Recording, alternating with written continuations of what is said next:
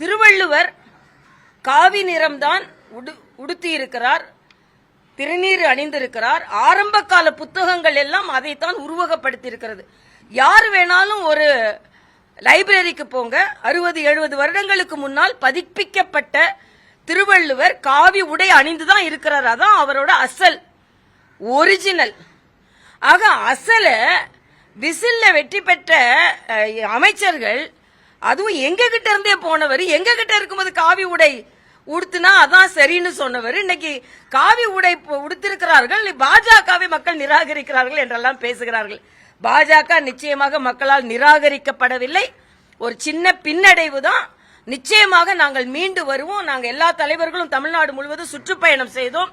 எல்லா தொண்டர்களையும் பார்த்தோம். நான் திருவண்ணாமலை, வேலூர் பகுதிக்கு சென்று எல்லாரையும் உற்சாகப்படுத்தி விட்டு வந்திருக்கிறோம். நிச்சயமாக பாஜகவிற்கு தமிழகத்தில் தனி இடம் இருக்கிறது. ஏன்னால் நாங்கள் மக்களுக்காக பேசுபவர்கள், மக்களுக்காக போராடுபவர்கள். இன்னைக்கு மக்களுக்கு என்ன பிரச்சனை இருந்தாலும் அதை எதிர்த்து நாங்கள் குரல் கொடுப்போம். ஆக்கப்பூர்வமான எதிர்க்கட்சியாக நாங்கள் செயலாற்றுவோம்.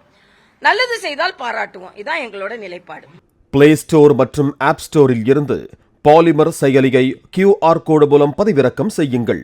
செய்திகளை உடனுக்குடன் பெறுங்கள்.